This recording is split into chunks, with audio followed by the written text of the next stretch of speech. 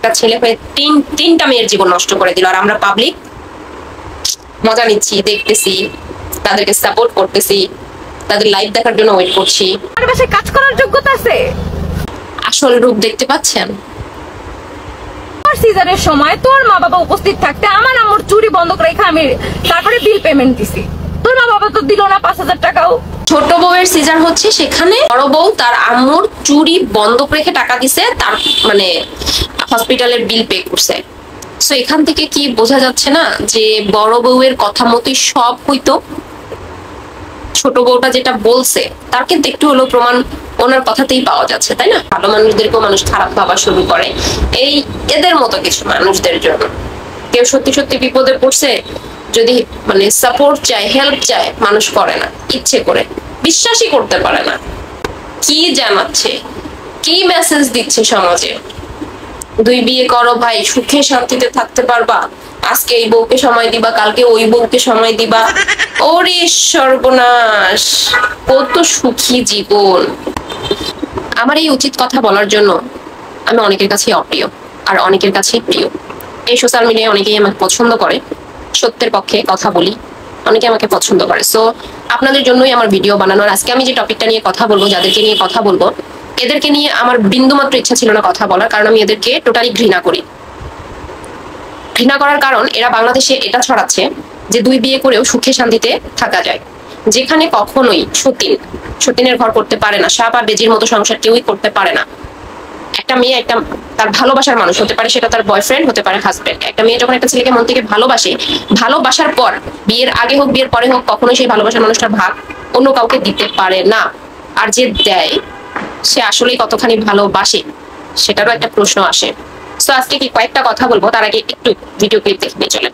Post তোর দ্বারা আসে, হ্যাঁ, আমার আম্মুর চুরি দিছি আমার আম্মুকে, সেটা বলতে পারছিস? তোর সিজারের সময় তোর মা বাবা উপস্থিত থাকতে আমার আম্মুর চুরি বন্ধ রেখে আমি তারপরে বিল পেমেন্ট দিছি।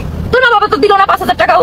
বলো না তো যে 5,000 টাকা দিই, তাহলে তো দুইজনে ছিল। ওকে, এখানে আমি একটু কথা বলবো। ছোট বউটা চলে গেছে, আমি এখানে কারোর নাম উল্লেখ করবো না, আপনারা ইতিমধ্যে জানেন কার কার কথা বলতেছি। ছোট বউটা চলে গেছে, সে একটা পোস্টে মানে একটা কথা বলেছিল যে বড় বউয়ের কথা মতোই সবকিছু হইতো।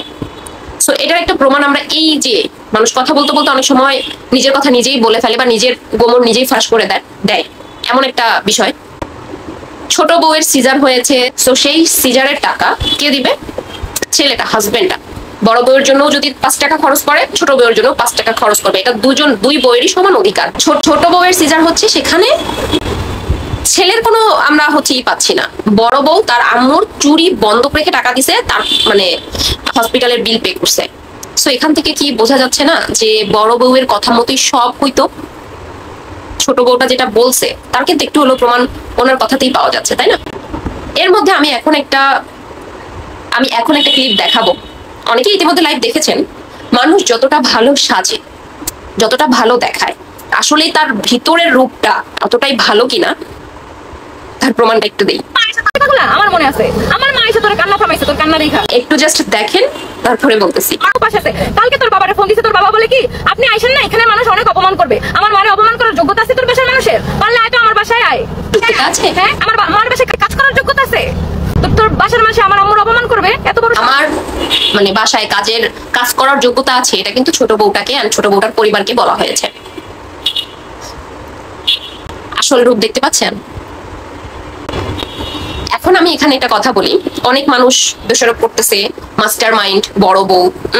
আমার মনে হয় অনেক মানুষ এটা ভুল বলতেছে। অনেকেই আবার ছোট বউটাকে দোষারোপ করছে যে ছোট বউটা একদম যায় না, গাইয়া খ্যাত, কথা বলার কোনো ধরন নাই, কি রকম কথা বলে, আঞ্চলিক ভাষায় কথা বলে। তাদের কি দেশ, কি কোন এলাকার আমি জানি না বাবা, আমি মানে ভিডিও আসলে স্কিপ করতাম, আমি দেখতামও না। আমার কথা হচ্ছে, গাইয়া হোক, খ্যাত হোক, যেটাই হোক না কেন, অশিক্ষিত হোক, মূর্খ হোক, বাট সেও একটা মানুষ।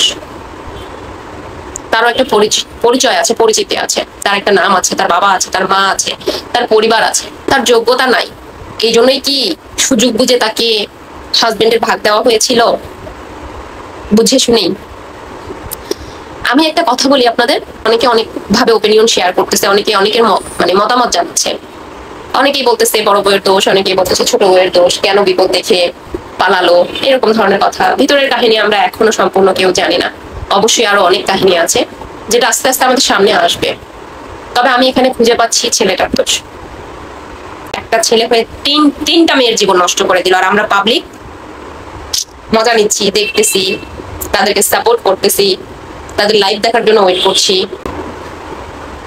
আমি ভাই লাইভ টাইভ দেখি নাই, ওই যে বললাম আমি প্রথম থেকে এদের ভিডিও দেখতাম না, আমার ঘৃণা লাগতো।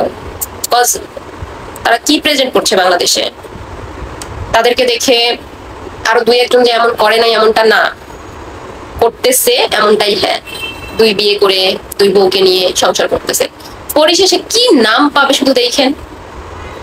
আমরা টিভি সিরিয়াল অনেক দেখছি, 200 দিনের ঘর কোথাও দেখেছি খুব ভালোভাবে সংসার করছে 200 দিন, কোথাও দেখেছি, কোথাও দেখি নাই। এই বাংলাদেশে 2 দিন পর পর কি ঘটনা ঘটে, এমন এমন ঘটনা ঘটে যে মানুষের উপর থেকে মানুষের বিশ্বাস হারায় যায়। ভালো মানুষকে মানুষ খারাপ ভাবতে শুরু করে, খারাপ মানুষকে তো দেখতেই পারে না, ভালো মানুষদেরকে মানুষ খারাপ ভাবা শুরু করে। এই এদের মতো কিছু মানুষদের জন্য। কেউ সত্যি সত্যি বিপদে পড়ছে, যদি মানে সাপোর্ট চায়, হেল্প চায়, মানুষ করে না, ইচ্ছে করে, বিশ্বাসই করতে পারে না। কি জানাচ্ছে, কি মেসেজ দিচ্ছে সমাজে? 2 বিয়ে করো ভাই, সুখে শান্তিতে থাকতে পারবা, আজকে এই বউকে সময় দিবা, কালকে ওই বউকে সময় দিবা। ওরে সর্বনাশ, কত সুখী জীবন। যাই হোক, এদেরকে নিয়ে আপনাদের কি মন্তব্য গাইস? যদি থাকে কমেন্ট করে যেতে পারেন। আল্লাহ হাফেজ।